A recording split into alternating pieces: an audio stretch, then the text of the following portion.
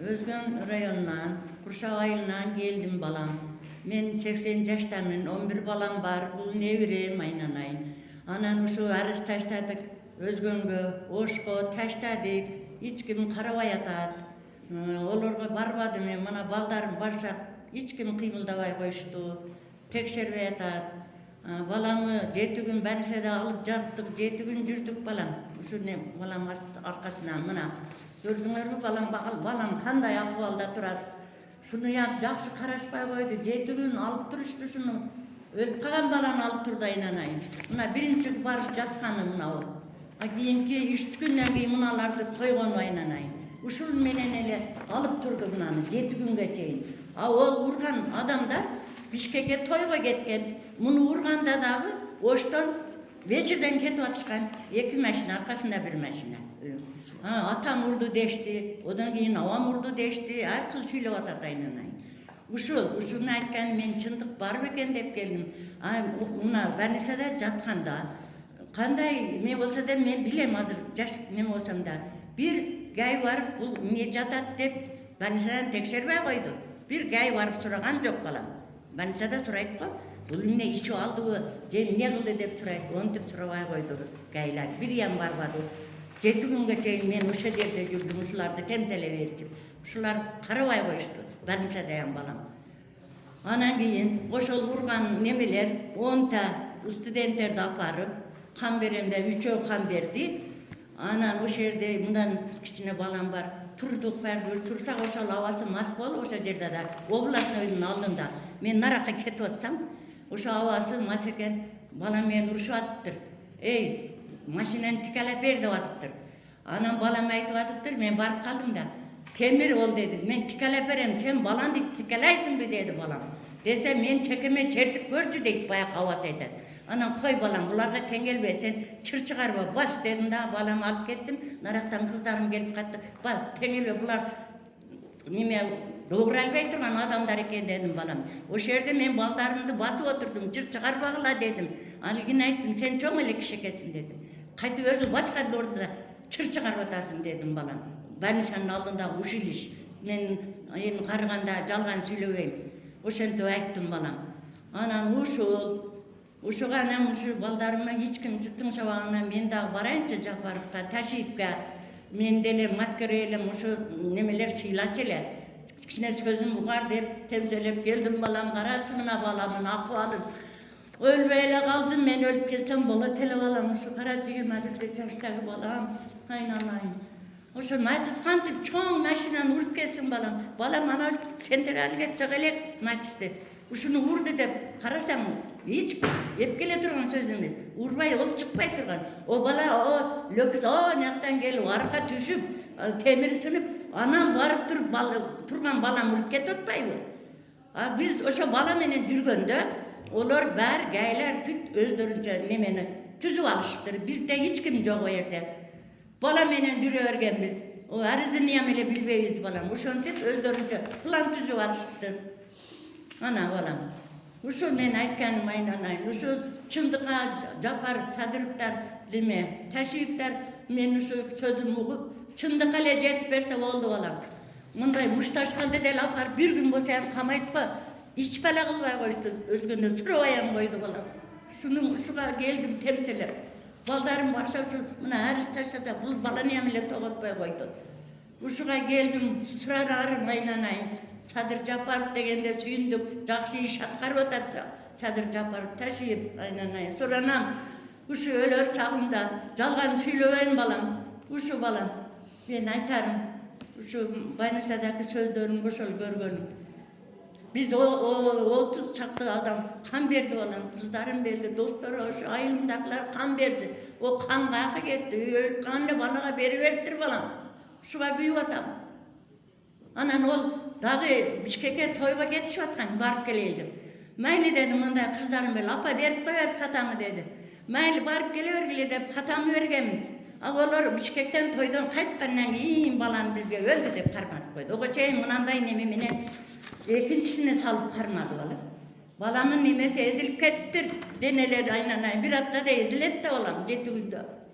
Uşuğa kuyup atam. Oşolar öldü de öyle berip koysa men yüreğimiz jarılbayt ele, alıp ketet ele, oşonçoluk bolboy. Balam başları görbesim anen tamtığı çok. Uşuğa kuyup atam balam. Balanın başında kan toktoğun. Toktoğun çok. Biz jayga koyup atkan hem toktoğun çok balam. Olar kan vermek dursun, oşa 3 adamdı verdi kalganı neme kılbay koydu. Kayt bizge dok kılıp, üşentip bizge neme, olar pulu göv adamlar eken. Biz emi şu alız jetpegen üçün üşentip geldik aynanayın suranı. Ona gaylardan basıp koyup atpay aynanayın. İbese gaylar tuğru olsa iki tarafta tem cızbay mı? Bizden çok da o yerde. Biz bala menen jürdük balam. Uşu balam men aytanım, suranışım. Da çıkpaydı. Oşo rezultat çıkpaganга mına barız dağın geldik. Emne üçün bizge rezultat çıkarbaydı. Mına ol, men balamdın akıbalı mınандай olup, balam menen bolğonbuz bak özüne başında kan toktobayt. Uşu menen birinci balam barganda mınандай sastanada bolğonbuz. Bolğon balam. Bolğonda hiç vaqta alar karagan jok. Anan keyin alar 3 günden keyin toyga 23-ünde toyga ket atабыз biz toyubuzду өткөрөлү дегенде keyin экинчи операторго алып туруп мына мойнуна мынандай койдурушты. Ошондо көрсө булар Анара деген уландын ушул эжеси кирип туруп больницада Айбек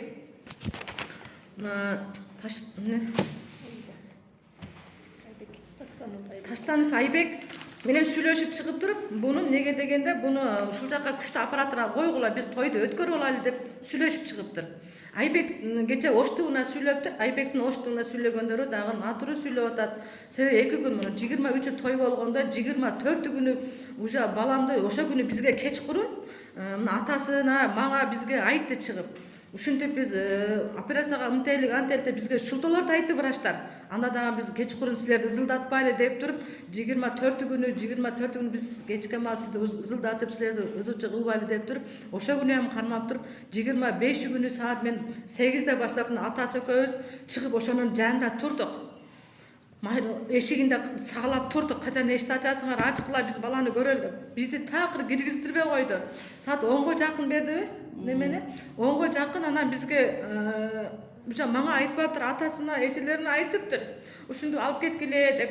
Ушул эми балам менен болуп атканыбызда мына балабыз менен болуп атканда ушул Айбек ошо дагы рәниш кылбай, кече дагы натуру сүйлөптүр, ого дагы. Ого деле Кудай бардыр, эмне башка эмне кылат элек, айлабасам жок. Бизге бир Кудай карап турат. Анан оштугуна мына Замирбек Бакиевдин ошто гайда иштейт экен. Замирбек Бакиев дагы бул жерде натуру сүйлөп атат. Бул деген ошо күнү эле олордун акчаларын алып алганда, булар акчаны албаса бул туру сөз сүйлөшкөн. Бул себеби алардын тааныш экен. Алардын уландардын тааныш экен. Ошон үчүн бул азыр бул жерде ката сүйлөп атат. Ошолор тарабын сүйлөп атат. Бул жерде балам турган жерде алар келип, Lexus келип туруп урган. Lexus келип урганда Lexus'дун арканкы баллону эмне үчүн жок деп, бул эмне үчүн сурабайт аны. Арканкы баллону ал жактан чуңкурга түшүп келип турган жерден баланы сүзгөн. Эмне үчүн бул аны сурабайт дагы? Матис чыгып туруп Lexus'ду сүзүп уруп кеткенек. Ошолорду доказать эткенге эч ким жок болду. Бул ошо уландардын акчаларын жеп алып, бул ошолордун сөзүн сүйлөп атат бул. Анан кийин ушо мен өзгөнгө биз адвокатыбызга мынал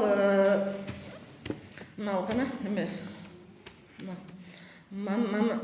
неле айтып койсоң, Шергазы мына фамилиясы. Тергөөчү Куршаптык Мамасали уулу Шергазыга мынал Саитов Илас өткөрүп бериптир, мынал Саитов Илас. Бирок мынал Мамасали уулу Шергазы бул эч вакытта алып барып айтат.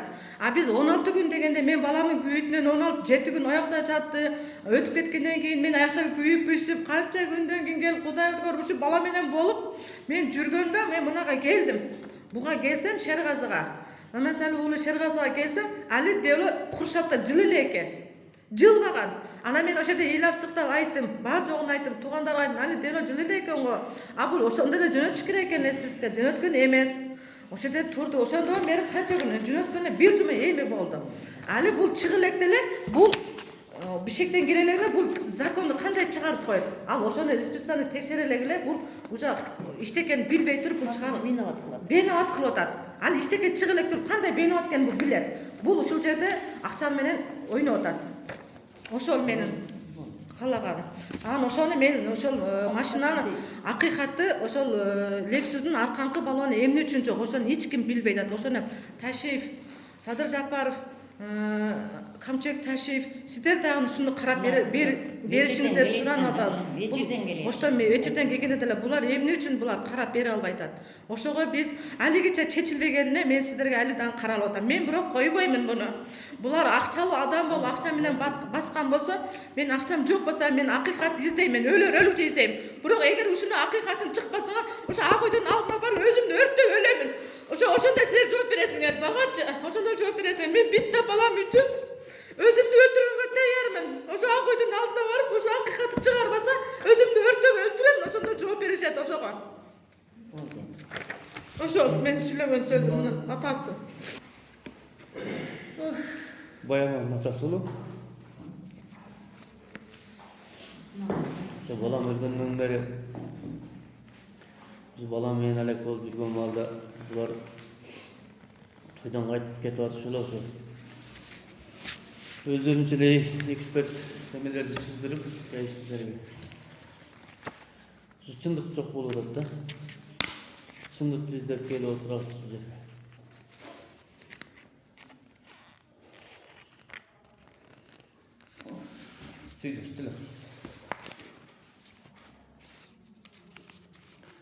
Ekspert çıkılı gelirse mayı hizmetkarları Mars günü öyle de atkanlar. Ошентип атабыз дечем. Kendiniz açışıp büyütürüz batmaydı.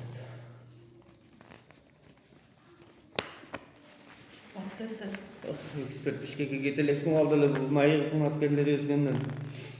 Mars günü öyle olup Mars benim balamı günü öyle olup. Bu çındık ayakta kendini bir böyle kaldı. Турган чыкпайт. Japar satın roğdu hiç. Taşı kapçıya kıdırsa hiç. Biz geçindik direkt. Buna balamı 40 öttü. Koyak bayağı bayısı da kandan beri 50 günü oldu. Atam deydi şoför olgan. Bilip güye olası olgan deydi. Bu yerde öz öketen olgan emas. Bu yerde ayal kişi olgan böyle. Oşonu jakındatpayt bu yerge. Abop atası olsun. Güye olası olsun. Kana oşolor şu yerge kamalı suraka gelip surak berбейби şu yerge gelip alıp. Biz menen betleşken anığına çıkkana gelбейби? Nege kaçıp жүрүшөт? Geçe jakında Bişkekten ekspert geldi. Ekspert gelgende Yamatam geldi dedi, atası geldi. Oşol ekspertte urgan жеринде кандай болуп, каяктан келип, канча урдуңуз дедилер, ошол атасы көрсөтүп бере албай койду. Ошо каяктан машина менен кантип келип урганын айтып бере албай койдук ошол жерде. Чындык каякта болот ошондо. Улан баласы мына жактоочулар сурап, тергөөчүлөр сураганда, видео регистратор бар машинада, мен анығына чыгам деген. Мага айткан телефондо звонок кылып, видео регистратор бар машинада. Анығы бар мı yerде? Men alып келемин деген. Алып келбейди. Gece ekspertler menen gelgende suradım. Ulan uşuldu ayttın ele bekan, kana uşul. Registrasyon alып келбейсиң, ушу анығына чыкпайлы ким мен өлү болсо. Desem aka ol radar экен dedi. Uşuга кайсы чаш бола ишенет. Видео регистраторду радар менен алмаштырган. Өзү органда иштейм дейт. Органда иштеген бала ушундай болобу? Кайсы органда иштегенин айткан жок бирок. Алигиче органда иштейм ака деп мага мактанган. Bizge çındık gerek. Japar Sadım Nurgozovich. Taşı kapçıya kıdırşayız. Şu çındıkты tabi bergiler bizge. Başka istekin gerek. Kamalsın oşular gelip cevap versin. Hakikat. Sot aldığında şu gün öyle gün içindeyken şunu bizge anlatıp verin. Başka istekin gerek. Мен адвокат Амиракулов Алымбек, бул иш боюнча кыскача айта кетсем, бул ишти алганда эле жөнөкөй иш эмес экендиги түшүнүктүү болду. Себеби бир канча тоскоолдуктар болду. Анан иштин жагдайы да башкача экендиги ошо иштин териштүүсүндө аныкталды. тергөө тарабынан анықталгандай бул жерде ошол жанагы май кызматкери тарабында айтып өтпөй соттук автотехникалык экспертиза жана трассологиялык экспертиза чыга эле булар жыйынтык чыгарып коюп атат. Матис чыгып Lexus'un cam başından süzgü, nipalarını второстепенныйдан биринчи немеге чоң жолго чыгып кеткен деп ошолго кине коюп атат да.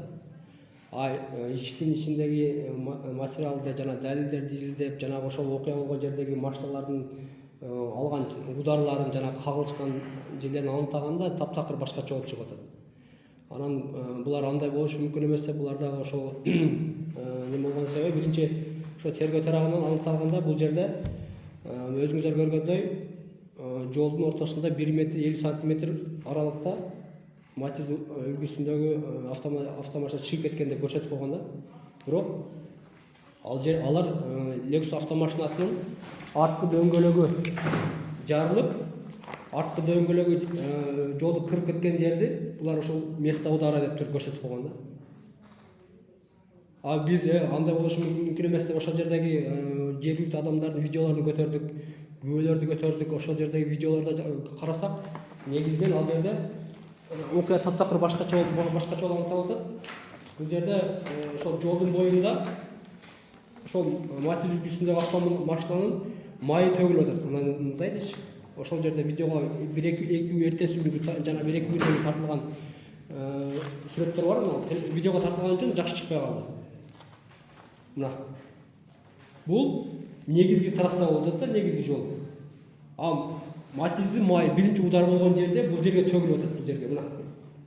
Бул жерде тазалап жиберип туруп, албетте мына асфальтты деле карасаңыз чаң, таш болуш керек, таптаза болуп, жууп койгондой тазаланып турат да. Мына жакыныраак алып берип койсоңуз жакшы болот. Бул видеосунда көрсөтсөк болот. Мына жолдон канча метр алыстыкта тургандыгын Матиздин ордучу. Биз билебиз, биринчи удар болгондо Матиздин катуу тийгенде Матиздин абалы мындай абал болгон да. Мотордо майлар чачылган. Мотордогу майлар чачылып, анан Lexus'ун удары алдыңкы балону менен келип урганда, бул жагы менен уруп атат. Урганда Матиздин бул алдыңкы балонуна тийип туруп, жан башына тийип туруп. Бул жака 3 бурчтук кылып койгон, карасаңыз, Матиз мындай болуп туруш керек эле өзү. 3 бурчтук кылып, ромб кылып койгон да. 31 метрге ыргытып берген ордуна токтоп турган жеринен. Анан ошол токтоп турган жеринде дагы май турат, май төгүлгөн, ошол место ударадагы май төгүлгөн. Биз айтып атабыз, силер тийген схема турмес чийилип калыптыр. Место удара баягы следы преступления деп коет, кылмыштын баягы белгилери болот. Ошол жерде Матиздин май төгүлгөн жерин аныктагыла. Ошол метрин өлчөгүнө деп туруп, кайра тополоң кылып атып, араң ушунча көп күч менен араң кайра башынан схема чийдирди да. Бул акыйкатка жетиш үчүн. Ошол Lexus автоунаасы келип туруп, мына жерде общий немеси бар, Lexus'ун общий жалпы фону бар.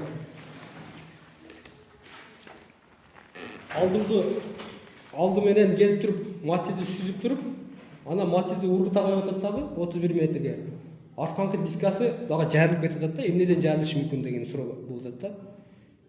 Аныктасак, ошол жерде ошол Матизге чейинки аралыкта 1-2 метр аралыкта жолдун боюнда бул жерде яма бар экен. Ямага түшүп кетип атат. Ямага түшүп туруп, чукурга тийип туруп, Матизди сүзүп туруп, кайра бул жака боковойго кеткенден кийин ошондо Lexus'ун балону түрүлүп туруп, анан асфальтка кырылып кетти. Кырылып туруп, жанагы асфальтты чийип кетти. Мына жерде ошолордо видеого толук менен түшкөн да. Мына жерде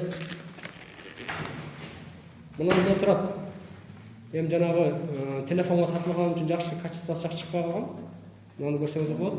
Lexus алды менен кеткенде анда мына жак менен кырып өтүш керек эле. Бул тормозной след мына жерде турат, мына пешеходко тормозной след түшкөн. Жанагы Lexus'ун кырган дискасын кырган немеси мына жерде турат.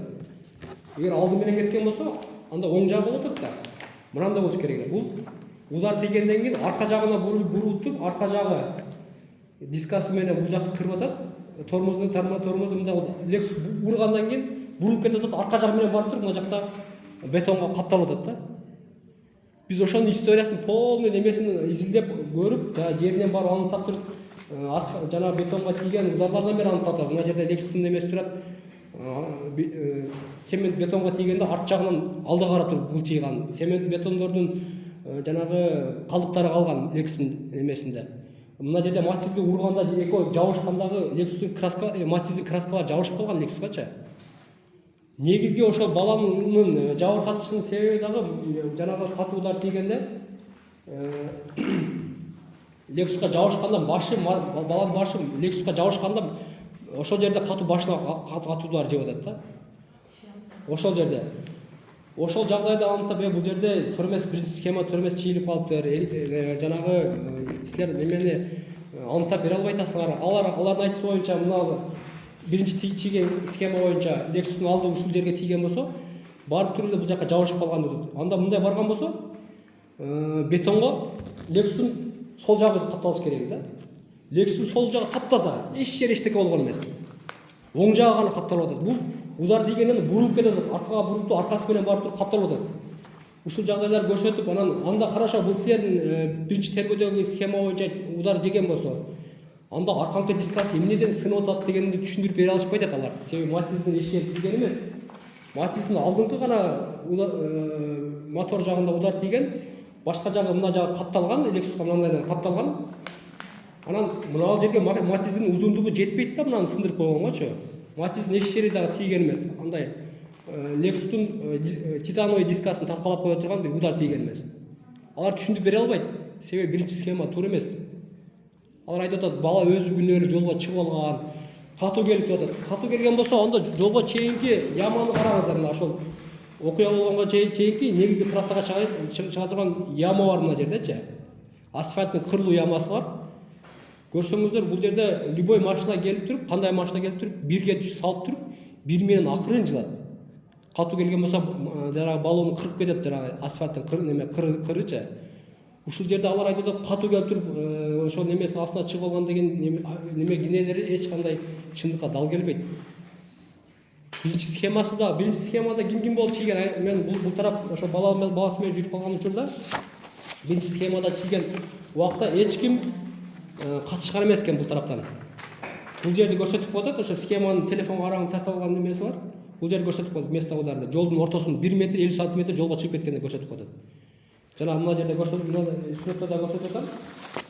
Мына жерде. Бул жерде тормозной след эмес, бул жерде Lexust'ун кырындысы турат, баягы дискасынын кырындысы. Кырып кетип атат, мына немени асфальтты кырып кетип атат. Бүгүнгө чейин турат жанагы асфальтты кырылган немеси. Ошол артканкы балону, мына жердеги Lexus артканкы балону, мына балон кырган иис турат. Ошону түшүндүрүп атабыз. Алды удар жеген болсо, алды ишкер сынбаса, анан кийин катуу ударда ошо алды сынбаган, арты эмне үчүн сынып кетип атат деп түшүндүрүп берели десек, ошол жердеги схема чийгендер да түшүндүрө албайт. Ошол жердеги биз туурабыз, күнөөбүз жок деген айдоочулар да түшүндүрө албайт, билбейбиз эмнеден сынганын деп коет. Эми бул жоктон бар болбойт, бардан жок болбойт да, баардык нерсенин өзүнүн изи бар. Биз көрсөтүп берип атабыз, мына бул жерде катуу келбейт, бул жерде акырын келип күтүп турганда, мына жерде жолдун боюнда турган баланы даже мотордун машинанын майы төгүлүп калыптыр ушул жерде. Мына майы чачылып, мында турат, мына основной трасса бул жерде неме жол, мына жерде видеода жакшы чыккан, мына ал трасса кара болуп турган. Мына матиздин майын төгүлгөнү. Бул эски экен дейт. Эски 2-3 күндөн кийин ал жерде жаңыланып жок болуп кетет. 2 күндөн кийин, 1-2 күндөн кийин тартылып атат. Эртеси күнү окуя болгондон кийин күндүзү 3 күн 4 күндөн кийин тартылып атат. Видеого тартылганда, видеону алып атат да. Ошол жердеги ГАИ кызматкери, тергөөчүлөр аныктап окуянын чындыгына жетиш керек эле. Биринчи схеманы чийгенде ошол сүзгөн адам, анын күйөө баласы, жол кайгылуу кызматынан бир адам жана тергөөчү и бир криминалист. Бешөө чийип коюптур. Бул тараптан эч ким жок. Булар ошо баланы больницага алып кеткен боюнча баланын артынан жүгүрүп калышкан. Анан кийин эле иштин жагдайы боюнча бала күнөөлүү болуп чыгып калып атат да. Бала өзү келди, өзү күнөөлүү, өзү жолго чыгып алган деп. Эми өлгөн адам сүйлөй албайт албетте. Өлүп каза болгон адам көрсөтмө бере албайт. Бирок ошол ишин жерге барып аныктаганда бул ошолордун жанагы чийген схемалары четке кагылып атат толугу менен. Бул боюнча трассологиялык жана автотехникалык экспертиза дайындоо жөнүндө эксперттер да келди. Жеринен көрдүк, аныктадык. Мен ар бирин ушул сиздерге көрсөткөндөй кылып эксперттерге түшүндүрүп бердим. Мына жердеги жана удар ГАИ айтып атпайбы? ГАИнин кызматкери алды менен сүзгөн деп атат. Алды менен сүзгөн болсо да мынау Матиздин фары сынбай беле анда алды менен сүзгөн болсо.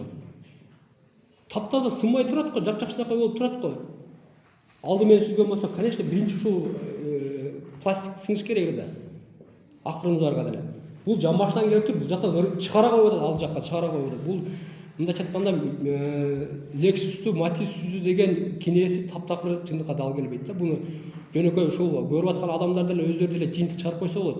Эксперттер жанагы немелер. Эми бул биз ойлоп атабыз, булардын алдын ала жыйынтык чыгарганына байланыштуу эксперттерге да басым болушу мүмкүн. Себеби алар деле булардын немесине карап туруп эксперттер чыгарат да. Эксперттин жыйынтыгына бүгүнкү күндө чыга элек. Эксперт чыга эле ошол Matiz күнөөлүү деген күнөөлөгөнү буларга жини келип атат. Акыйкат тергөө жүрүп атат. Андан сырткары ошол айдоочуну алмаштырып койду деген дагы жүйө турат бул жерде. Биринчи күйөө баласы мен рульда мен болгонмун деп көрсөтмө берген. Андан кийин эле кайнатасы ал күйөө балам болгон эмес, мен болгонмун деп көрсөтмө берип атат. Анан андай болушу мүмкүн эмес. Жанагы алкогольный эксперт, нарколог экспертизадан ошо карыган пенсионный возрасттагы адамды өткөрүп атат да, пенсионный возрасттагы адамды. Мындайча айтканда ал ага соттолууга эч кандай влиять этпейт алгачы. Ошол жагдайда айтып атабыз, бул жерде бир дагы жаш, ошол жерде күбөлөр айтып атат. Бир жаш келин дагы бар эле, илеп отурган. Келин жок болуп кетет, иштин тергөөдө дагы жок болуп кетет, иште да жок болуп кетет. Анан ошону аныктап, рульда ким болгонун аныкташ үчүн 16 сентябрда Ош шаары боюнча коопсуз шаар камералар иштеген да. А окуя 19 сентябрда болуп атат. Коопсуз шаары боюнча запрос берсек, тергөөчү алсын, тергөөчүнүн милдетине кирет деп ал жака жүктөгөндөн хорошо биз тергөөчүгө дайындадык. Ошол толук видеолорду алгыла. Рульда ким отурганын аныкталсын. Ошол коопсуз шаарда камералар боюнча алып, ошол жерде далилденсин десек, бүгүнкү күнгө чейин эч кандай далил жок. Хорошо, анда дастилкопия боюнча жана отпечатка пальца рульда ким болгон, ким отурган, ошону аныктагыла деп ал боюнча да өтүнүш бергенбиз, арыз бергенбиз. Бүгүнкү күндө жыйынтык жок. Андан сырткары бул жерде кошумчалай кеткен жагдай жанагы Lexus 570 автоунаасынын мамлекеттик номери 01 KG 785 ARA деп көрсөтүлгөн да, тергөөдө материалдарда ошондой деп турат. Анан кийин биз ошол иштин териштирүүсүндө жүрсөк, көрсө ал Lexus'тун номери башка номер экен ал. Эми бул жак кызык болуп атат да. Мен көрсө ал O0077AS сандуу номердеги Lexus машинасы экен. Номерди алмаштырып, эми адашып кала турган бул мындай оюнчук нерсе эмес да бул жерде. Бул жерде бир адамдын өмүрү кетип атат. Эми бир номерден адашып калыш мүмкүн, бир цифрадан адашып калыш мүмкүн, бирок целый мамлекеттик номерден адашып калыш мүмкүн эмес да. Ошол жагдайлар булардын жанагы тергөөнүн акыйкат болбостугуна, экспертизаларды туура эмес чыгаргандыгына ошолго ишенбечүлүк жаратып атат. Булар деле эгер тергөө акыйкат жүргөн болсо, мынтип кыйналып, мынтип келбейт эле, мынтип кайрылбайт эле. Акыйкат болбостугуна бүгүнкү күндө булардын атынан Өзгөн роотусуна, жанагы Өзгөн райондук прокуратурасына, Ош областтык прокуратурасына, жанагы Ош областтык ички иликтөө башкармалыгына, жанагы тергөөчүлөрдүн аракеттерине карата ошону андан сырткары Өзгөн райондук тергөөсүнө ишенбечилик келтирүү боюнча өтүнүч да берилген. Ишенбейбиз, Ош областтык ички иштер бөлүмүн тергеп берсин, жанагындай жагдайлар аныкталганына байланыштуу деп арыздар берилген. Бүгүнкү эч кандай жыйынтык жок. Хорошо, карайт чечет деген гана өзеки сөз, башка эч кандай жыйынтык жок. Андан сырткары буга канааттанбай, бул каза болгон баланын апасы Кыргыз Республикасынын башкы прокуроруна дагы арыз жазган. Арыз жеткен, бүгүнкү күндө каралып атат, бирок алардан дагы бүгүнкү күндө жыйынтык жок. Ош шаардык жана Ош областтык улуттук коопсуздук кызматына дагы арыздар берилген. Алардан дагы бүгүнкү күндө эч кандай бир тергөө жүрүп же болбосо иликтөө иштери башталгандыгы жөнүндө маалымат жок. Ошону менен кошо эле Кыргыз Республикасынын президенти Садыр Жапаров жана Камчыбек Ташиевке дагы арыздар берилген. Ушул боюнча жакшы иликтеп акыйкатына чыгып бериш суралат. Себеби бизде жөндөн жөн сүйлөй турган эмес, далилдер турат да, мына далилдер. Жол болгондо мындай таш болуп же болбосо бир чаң болуш керек. Жууп койгондой, майдын орду жууп койгондо таза болуп турат. Бул шек жаратат. Кылмыштын немесин бекиткен деген. Анан айтып атат, эми эски май экен, бул эски болушу мүмкүн. Ким ошол жерде ага чейин анда аныктап берсин ким неме болгонун. Будан башка жол кырсыгы болгон эмес ал жерде. Башка кагылышуу болгон эмес. Жөндөн жөн эле келип май төгүп койбойт ошол жерде. Мына жолдун чекесине 1 метр аралыкта турат. Мынанда турат. Мына дана көрдүм. Мына негизги трасса. Мына жерде майдын орду. Ушул жерди сүзгөндөн кийин 31 мына месталарда булар бул жерди көрсөтүп коюп атат. Биз бул жерде майдын төгүлгөн жери бул жер болуп атат. Мына кичине көчөдөн второстепенный көчөнүн ичинде болуп атат бул май төгүлгөн ордучу. Ушулдан сүзгөндө бул Lexus сүзүп туруп бул жака Матизди учуруп жиберип атат. Lexus удардан бул жака кайрылып туруп дискасы, аркакы дискасы, мына жерде чийип кеткен, жана сүрөттө көрсөтүлгөн. Бул жактан чийип туруп, бул жактан тормоздон силет менен аркасы менен барып туруп асфальт бетонго капталып туруп, анан бул жерде дорожный знак бар, жолдун белгиси бар. Ошону каптап туруп аркасы менен. Анан бул жакка карап туруп калды. Матизди бул жака учуруп жиберип атат. Ушул жагдайда булардын акыйкатсыздыгы айтып атат. Биз айтып атабыз, мына жерде чукурга яма түшүп кетип, ямага түшүп, анан жана Lexus көтөрүлүп туруп, катуу тийгенде Lexus'ун арканкы баллону ушул жерден жарылып атат деп көрсөтүп берип атабыз. Жөнө түп-түз кетип аткандар жарылып кетпейт же сынып кетпейт. Анан хорошо, анда силердики туура болгон болсо далилдеп берели десек, далилдеп бере албайт. Ушу схема боюнча кете берсин, кандай болсо ошол боюнча деп. Эми бир гана жанагы үмүт эксперттердин туура акыйкат соттук трассологиялык жана соттук автотехникалык эксперттердин чыгарган корутундусуна үмүт да, мындайча айтканда, ошолордун акыйкат чыгарып берсе. Себеби алар жанагы удар болгондо кандай траекторияга кетиш керек, кайсы жака учуш керек, кандай бурулуш керек, инерциялык ударбы деп коет, жанагы машинанын өзүнүн салмагы, жанагы күйлөнүү немелери менен аныктап берет.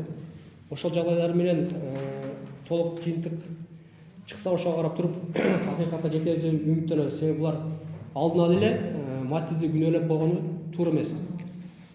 Бүгүнкү күндө булардын чырланып кайрылып аткан себеби дагы ушундан болуп атат. Матиз Lexus'ун жамбашына сүзгөн болсо, анда бул жакка киргизе коюш керек эле. Матиздин алдыңкы фары сыныш керек эле. Жөнөкөй эксперт эмес, жөнөкөй адамдар эле түшүнүктүү да, бул эксперттин кереги жок бул жергечи. Ошол жагдайларды аныкталбай, тескерисинче далил турса дагы далилди четке кагып коюп атат да. Ошол жагдайда биз акыйкат тергөө жүрүшүн суранат элек. Кошумчалай кетип жагдай мындай жанагы ошол биринчи схемада көрсөтүлүп турат го, жанагы жолдон 1 метр 50 сантиметр ичкериде негизги трассада чыгып алган деген. Эгер андай чыгып алган болсо, анда Lexus келип туруп, мына Матиздин бул жеринен же орто ченинен уш керек да, мындайча айткандачы. Уже Lexus'ун жолуна чыгып алган болсо. Lexus эч кандай тормоз берген эмес, тормоздон силети жок биринчи ударга чейин. Кагылышканга чейин тормоздон силети жок.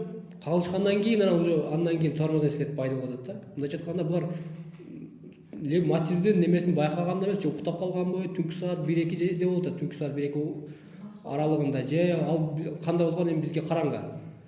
Матизди уктап калып жолдон чыгып кеткенби, же болбосо кандай болгон ал белгисиз. Эгер ошол биринчи схема боюнча туура дей турган болсо, анда Матиздин алды жагынан эмес, бул жерде мына орто ченинен уруш керек эле да, анда неме Lexus. Себеби жанагы 1 метр 50 сантиметр болгондо ошол жолдон ушул жакка Матиз чыгып калып атат да.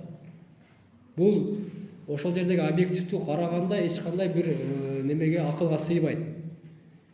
Түшүндүрүп бере алышпайт алар өздөрүчү, ошол немени окуя болгонучу. Полный историясын немесин келтире албайт. Бизге айтып атабыз, ошол жерде ямага түшкөндө арканкы дискасы катуу тийип, андан ошонун негизинде удардан сынып атат, немеге асфальтка кырылып кетип атат деп биз толук окуянын сүрөтүн түшүрүп берип атабыз. Бирок ошого эми эксперттердин жанагы автотек экспертиза жана трассалык эксперттердин корутундусу боюнча аларга деле мындай шек жараткан жагдай болгон себеби алар келди дагы күндүзү ошол жерди карагандын ордуна караңгы кирсин, түндөсү биз карайбыз. Окуя түндөсү болгон. Хорошо, түндөсү болсо түндөсү деле карай берели. Күндүзү бир көрүп койгула бу жанагы жолдогу кырынды дисканын кырындыларын көрсөтүп сүрөткө тартып метрлеп койгула, түндөсү деле көрөрлү десек алар келбей түндөсү келип көрүп кетишти да, караңгыда эч ким баягы көрбөгөн жетиле жаман. түнкү саат кечки саат 7-лерде караңгы келген убакта көрүп кетишти да. Анан эми ошого жараша объективдүү канчалык деңгээлде объективдүү баа берет, ал боюнча бизге мындай кандай десем булардын уже ишеничи чектелип атат да. Ошол жагдайда биз ошол эксперттерге жанагы ошол тергөөчү жагына башкаларга катуу дайындап өзү негизинен өзгөнүн тергөөсүн алып туруп эле ошол областтык тергөө кызматына алдырып туруп ошол жерден объектив тергөөнү жакшы болот эле деген ойдобуз. Ал жактан Бишкектен келип атат да. Мына Дастан Жумабек мына дагы ошол улан менен сүрөттөргө түшүп жүргөн. Ошо бул жактан улан ошо күнү толка Бишкекке чалып Бишкектегилер менен бүтүргөн. Ошон үчүн азыр Бишкектен бизге эч убакта эч кандай бизге келбей атат. Мына Дастан Жумабек мына дагы ошонун ичинде бар. Анан кийин мына ошо күнү мына ушул дагы болгон, мына дагы болгон. Ошо күнү натуру чызган күнү ушул дагы бар. Бактияр. Бул дагы бирок аягына мен өзгөндө көрдүм, өзүн алып качып, бул Бактиярмын деп. Бала, сен ошо күнү кайда болдуң эле го десек, эжем эмне болду? Качкан жерден сүрөткө тарттым. Бул дагы бар бунун арасында. Анан кийин мына атасы айтат го, мына. Бул ошодо немеде жүргөн, мына. Мына ошо күнү Бактияр болгон. Мына органда эмеле почта немесин иштейт экен. Бул натуру чыгарып атат бул дагы. Азыр бул эч убакта неме койт. Анан кийин мен ошо күнү Кайрат Кылыч ошо баламдын ошо чыгаргандарыны натуру чыгарган ошо күнкүсүн дагы. Кайрат Кылыч. Андан кийин ошо күнү биз бардык, канча жолу бардым мен. Тергөөчүгө берем дедим. Майылда бардык ояка дагы. Звонок кылдым Кылычка, айтып аттым. Бирок ошо күнкүнү Кылычты Кылыч уланды күттү. Ал Бишкектен улан келди, Кылычка жолукту, бере турганын берди. Андан кийин эртеси күнү Өзгөнгө келип калды, Шералыга келип туруп машиналарды неме кылды. А машинанын жанына дагы келди, аякта Бишкектен өзүлөр алып келиптир аны дагы. Ал Бишкектен алып келип туруп, олар толку ошолордун сөзү. Болуптур ошо күнү кечки маал келишти. Балам авария болгон жер. О күнү дагы Шералыда мага ошо абасы келип туруп, мага кол көтөрүп асылды.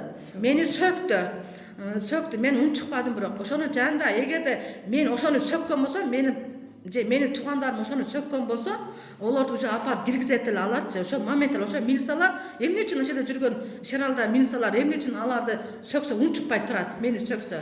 Алар мени сөккөндө унчукпай турбай, эгерде мен туугандарым алар сөккөндө эмге чейин киргизет эле. Алар сөктү абасы.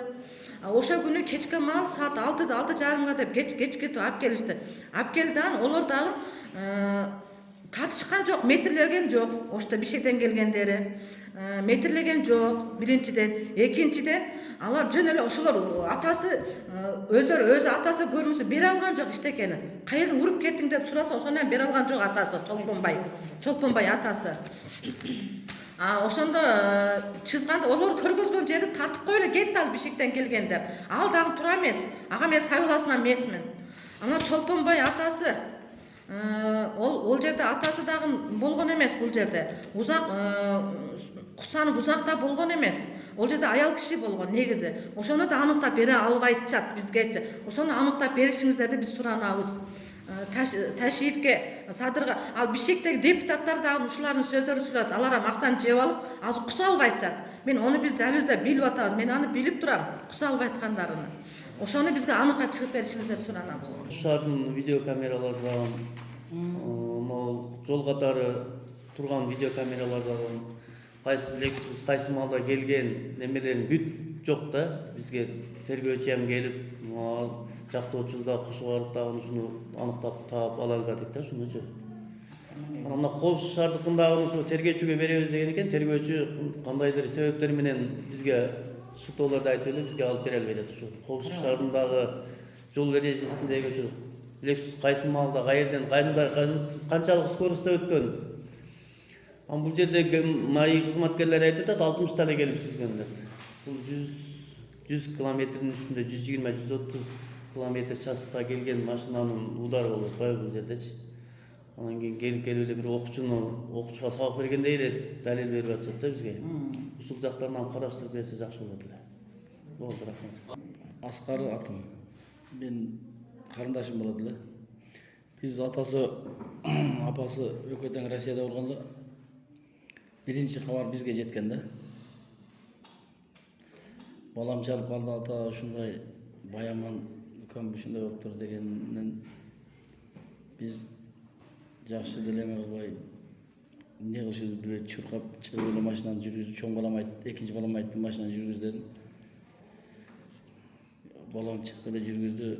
Biz ошол Сулыча жака кагышкан жака жөнөп атсак, скорый чыгып калды алдыбыздан. Аркасынан скорый менен жөнөп, аркасынан кууп барып скорый менен өз колубуз менен жүрүп алып келдик. Алып кирип ал жерде аябай катуу удар болгон да. Бала аябай кыйналып, эми акпаган жерлеринен кан ушу башынан көп кетип атты да. Жардам беришти, бирок токтото албады канды. Başının 3 yerinden жыртылып кеткен экен. Ondan кийин мен чыдабай баланы басып турдук эле. Чыдабай эшикке чыксам, Lexus машинасы келип токтоп турган экен. Ал жерде мен сигарет чегип өшпөй, ал жерде туруп калсам айтып калды. Апа түшүң, бир чачы кырыктуу кыз. Апа түшүң, сиз текшертип алыңыз, сиз оор акыбалдасыз. Дегенден жакындап барсам, эжеге рахмат, эже чындыкты эме кылган адам экен. Эже айтты, мен иш жерим ооруган эмес, оорубады балам. Жакшы эле мына бала жакшыбы дегенди угуп калдым да. Угуп калып барып эле айтсам, эже айтты, эже сизге рахмат дедим мен барып эле. Сиз кызыңыз зордуктап банчага түшүрсөм түшпөй, сиз чындыкты издеген адам экенсиз десем, 3 ай жаркада отурган экен, ошондой десем, баланын кызы болбой дагы чуркап медсестраны алып келди. Медсестраны алып келип аяндай жыттатып мындай андай деди. Медсестра көрүп туруп эле айтты, жакшы эле турат го бул. Биз ана бала менен болуп атабыз, бизге мишайт кылбагыла деп кирип кетти. Ошентип Ошко келдик. Ошто 3 күн ошо жерде болдук жатып. 3 күн жатып, ошондой баягындай келишип, ызычуу болуп, баягы болуптур деп мойнуна алып туруп, кайра мойнуна алышпай. Ошентип ошо күндөн бери эле мага баласы асылып келе жатат. Сиз мындай, сиз жашагыңыз келеби деп бир ошол ким деген бала деди баягы. Улан деген баласы ошентип кечегиде Шералде тергөөчү деп ошондой кылып анан мен 3 күндөн кийин келдим да. 3 күн ошол жерде банчада жатып 3 күндөн кийин келсем, анандай машинанын бир акыбалдарын карайлы деп биз кандай болду, биз жок эле, тергөөнүн чындыгы жок эле. Тергөөнүн кандай болду экен деп келип издеп 40 жылдык шопурлар менен карадык да, мыналарды карасак, мына ушундай келип мына урган. Эми азыр мынаны мени күнөөлөп атат, сиз талкаладыңыз. Куран кармаң деп мен ошентип, мен келип буну талкалаганмынмын мен мынаны. Бул чындыкка жатпайт да. Эми ошо чындыгы мойнуна алып эле биз болгон иш болду деп ошол ишти мойнуна алып кечирим сурап булардан деле сүйлөшсө болот эле. Онон бетер эле күндөн күнгө эле болор. Ошол сөзүнө кайтпай эле машина керек болсо биз мусурманчылык кылып атабыз, машинаны төлөтүп койсок болот эле деп. Бул жерде адам өлүп атпайбы? Машина эмес. Ошонун чындыгын издеп мен ушулар туугандар менен келди, ушу чындыгын издеп, ошо бөлөм ыйлап болуп, ушу бул ыйлаган сайын биз чыдабай атабыз. Эми ошол нерсени баласы деле жооп берсин, мен базынан менен уруп жарган эмишмин. Куранды кармадан дейт, Куран деле кармайбыз, эми биз чындык, мен кантип барып ошону сындырып талкалайм мен. Ошентип коркутуп үркүтүп баласы ошондой чыгып атат. Эми ушунун чындыгына жетип бериңиздер. Баланын өлгөн эмесине булар сындырды деп талкалады, силер атайын кылып ушундай кылып атасыңар деген сөздөрү көп болуп атат. Доматтарды коюп турган. Ошондой сөздөрү көп болуп атат булардын. Булар кайра пасайганын ордуна күндөн күнгө көтөрүлүп атат да. Ошонун кыжыры келип бардыгы чыдабай ушундай болуп атат да. Эми мусурманбызга ушундай деп ушундай иш болуп кетти деп бардыгын эле айтып мойнуларына деле алып эме кылган болсо, мусурманбыз бар жогу emesine түшse керек эле жолуначы. Биз деле айтып деп түшүрсөк болсо керек эле. Булар кайра одан бетер эле карындашымдын жинine тийип, мына күйөө баланын жинine тийип biz kılgan emesmiz, biz mintkенбиз, машинаны төлөп беришиңер керек, биз мусулманчылыбыз деген сайын булардын давлениялары көтөрүлүп, ооруп калып атат. Bir günde bir mal koşa kavar alıp o şeyde değerli dermeklerin karavatazı uşuntup balası ölgönden beri o şey iyiden başka emesi götürülmeydi. İyiyle davilenesi götürülüyor. Hem şunun yerden sonra bu şehirge geldik hele kimden yerden çağırdı. Şunu bir anıqlap şundağına jetkерip ben dele şu balgın men barıp urgan sındırgan жерlerini dalile bersin, ekspertize olsa tekşertsin. Şunu anығına çıkıp bersinler bizden söylеген söz. Anығına çıkıp bersinler boldu em bizge. Şu. Şeralığa барган күнү мына балону мына Lexus'un balonu билжиде жарык болгон. Жарык болуп, олар тартылган. Ода гайлардан тартылган сүрөттөр бар, мына тартылышкан. Тартып неде жарык болгон. Жарык болсо, кече Şeralığa барып туруп, Улан деген баласы Lexus'un içine жаңы балонду алып коюп атат. Ал балон иштетилбеген балонду алып, жаңы балонду алып коюп атат. А биз ошода чырылдадык. Неме Улан көргөзүп тартырып атат баягы уларга. Анан биз айттык, мына жакта жарык балон турса, эмне үчүн сен жаңы балонду көргөзүп атасың аларга? Деп биз айттык. О себеби бул жерде жарылып балону. Анан ар жака өтүп кеткен чыдылып, дисиги сынган бул жерде жалонду жарылып. Эмне үчүн ал улан жаңы балонду көргөзүп атат? Биз ошого да мен согласна эмесмин, мен да жалып кылам ошого да. Матиске четке чейин болуп атат. Анан баламдын тиши 3 та тиши дагы сынган ол жерде. Мен ошолорду ойлоп деле мен жаным чыдабай атат. Анан тиш сынгандан кийин жагы дагы сынган бул жерде баламдын. Эмне үчүн булар акыйкатты чыгарып бербей атат? Эмне үчүн врачтар дагы, Айбек дагы, Кылыч дагы акыйкат чыгарып берди. Акыйкат чыгарбаган үчүн мен дагы согласна боло албай атам мен. Бизге акыйкатты ушу Жороев Баймандын жеңеси анан эжеси да болуп кетем да. Мен ушул Байман болгон ушу окуя болгон күнү 18-ден 19 караган түнү болгондо бизге биринчиден кабар келген. Кабар келген күнү саат 2-ден 3-кө караган түн болчу. Биз ошол күнү келгенбиз, келип ушу болгон окуяга келгенибизде скорыйга баланы салып, ошол элдик жардамы менен скорый жөнөп кетип аткан экен Куршаттын больницасына. Ошол жерге артынан биз дагы барганбыз. Баланын состояниясы аябагандай эле оор болчу. Ошол жерде биздин божомолубуз боюнча баланын тишин ошол жерде оозун кандарын алып тазалаганда тишин кошо да алып чыгып аткан. Ошол жерге биз бардык биринчилерден. Ошол элдик жардам балдар барды. Андан кийин Улан деген бала барды. Кийин ошо атын кийин уктум. Анан ошол эжеси, карындашы Анара, анан Айда деп тааныштырып атты. Ошол кыз чуркап атты ошол жерде. Андан кийин бир чачы кыркылуу, мына жерге кыркылуу, эки бөлүнгөн чачы кыркылуу аял ошол жерде аябай өзүн жоготуп, мындай раңдары да башкача болуп, костюм жамынып, ушул бизге бетин көрсөтпөй, артын салып, бала тирүүбү деп суроо берип атты. Анан бай ошол Айда деген келин бул жерге келбей бар Lexus'ка чыгып олтур деп ошондой дегенден кийин барып отурду. Менимче бул шопурларды туура эмес көрсөткөнүнүн себебинен мен ушул аял айдоочу ушул аял болгон деп ойлойм. Менин өзүмдүн жеке оюм. Себеби бул аябай мындай башкача раңда, башкача акыбалда келди да. Кайра эле улам менен суроо берип атты, бала тирүүбү деп. Ал мезгилде бала Баяман бакырып эле аткан. Ошол жерде бакырып аткан аябагандай. Анан ошол бойдон эле Куршаттын больницасында 1 саат ошол канын токтотуу үчүн ошол жерде кармашты.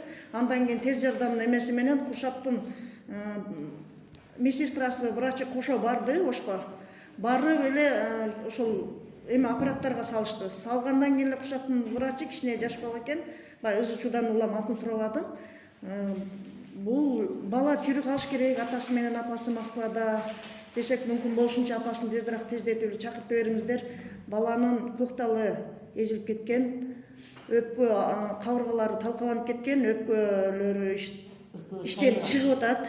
Башта ошондой мага ошондой түшүндүрдү да. Баланын бир башында бир 4 шырамды көрдүм, аябай чоң шырамдар. Анан ушул маңдайынан каны токтогон жок. Каны ушул узап кеткичек эле токтогон жок баланын. Жоон саны сынган, өпкөгө кан толгон деп чыгып, ушундай маалыматты берди ошо хирургияда иштеген бала. Анан жашайбы десек, башын чайкап эле кирип кетти. Акыркы немеси ушул болду да, себеби бул баланы аппарат менен дем алдырып атканы да ошол да. Бала ошо бир күндөн кийин өтүп кеткен. Буну жасалма аппарат салып, кошумча кылганы дагы мен ушундан күмөн кылам да. Анан баягы баланын тигип, баягы неме болгон жерлери чындап эле койгонго чейинки көгөрүп, ириңдей баштаганы дагы анык биз көргөнбүз. Мен кошумча берип, анан акыйкаттыкты чечип берсем, бул жерге биз акыйкат үчүн келдик. Бул жаш канат бала болчу, 21 жаштагы. Аябай жакшы бала болчу. Биз балага аябай боорубуз жашаш керек эле. Мен кошумча маалымат бергеним ушул, акыйкат издейбиз. Бул жерге акыйкат издеп келдик. Улуу урматтуу Садыр Нуркожоевич, Камчыбек Ташиевич, ушул бизди көрүп турасыздар, ушул маалыматтан улам. Биз орто билимди бүткөнбүз, карапайым адамбыз. Өзүбүздүн жаныбызды өзүбүз баккан адамдарбыз. Ошол себептен бизге жардамыңыздарды бериңиздер, суранабыз. Жалгыз бала болчу. Жалгыз ата-энеси баккан бала болчу. Ушинтип эле тоо курдагандар да камалып кетет да, бул бала өтүп кетсе кандай каралбайт? Кандай карабайсыздар, улуу урматтуулар? Жардам бериңиздер, сиздерден чоң жардам сурайбыз. Ушул бала ушул бойдон калып кетпесин, чындыкка чыгып бериңиздерди суранабыз. Азыр айтып кеткендей ошо Чачи Кариенко кыркылган орто жаш келин. Бул место авария болгон жерде дагы көргөн күбө эже бар да. Ошол жерде биринчи ошол эже көргөн. Ошондо Матис келип туруп ошол эженин үйүнүн алдында токтогондо биринчи эле ошол келин келген экен. Кариенко, Бланника мындай сулуча келген, жаңы баш чачын күрөңгө боюп, ушундай келин келип эле дейт, бакырып эле кыйкырып, не кылдым айдат деп эле жер чапчып, не кылдым дегенде орто жаш эки аял, жолукчан аял келип туруп эле бас болду, өзүң карма деп бетине суу чачып машинага алып кетип калышкан деген. Ушул жерлери бар да. Ошондо ушу биздин оюбузча рулда ушул аял киши болгон. Өзүн шок состоянияга кармаган. Багындай ошо бирдекени кылган адам ошондой болот го, өзү состоянияда билесиң да, мисалы бир жерден катык чочуп кетсең да ушуну шоковый состояние болуп. Ушул аял кишини бизге таап, чындыкка жетип беришине биз неме кылабыз да, суранабыз. Анан ошол месте авария болгон жерде менин баламдын телефону дагы жок да. Телефону табылбады вообще. Айтысы боюнча ушу бир 5 минут аралыгында сүйлөшкөн акыркы досу менен. Мына кетип атам досум деген бойдон даңк кетти, удар болгон ошол бойдон эле. Телефону дагы жок.